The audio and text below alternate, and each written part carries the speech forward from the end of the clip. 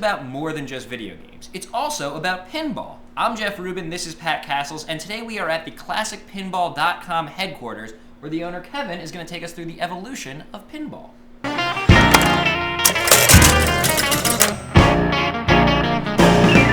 Harry Madden is the actual dude who invented the flipper. He used in all these pinball games. He is the father of the flipper. Wow. Before that, you had to use your hand.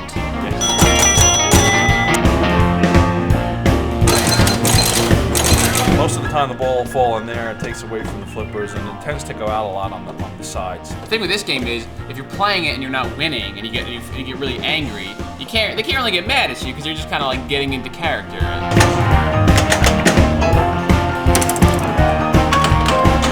During the war, they shut down the pinball companies. They stopped making machines. Why? They had to chip in for the war effort. Wait, you're saying the war was more important than pinball? They retooled the factories, and they made machine gun parts, and they actually made parachute harnesses. And they would parachute pinball machines into the Third Reich until they were liberated. And that's the story of World War II.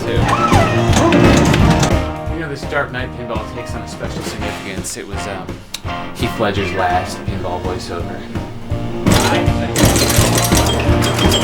How many new pinball games come out every year? Lately, they're lucky if 3 new models come out a year. I'm just fascinated that they chose to make one of their 3 machines themed Dale Jr.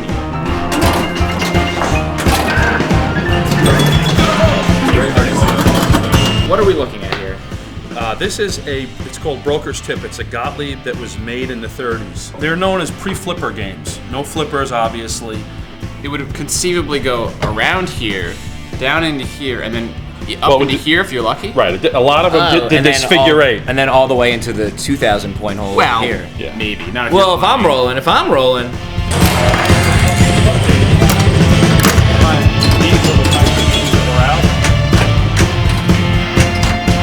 So pinball was illegal for a time.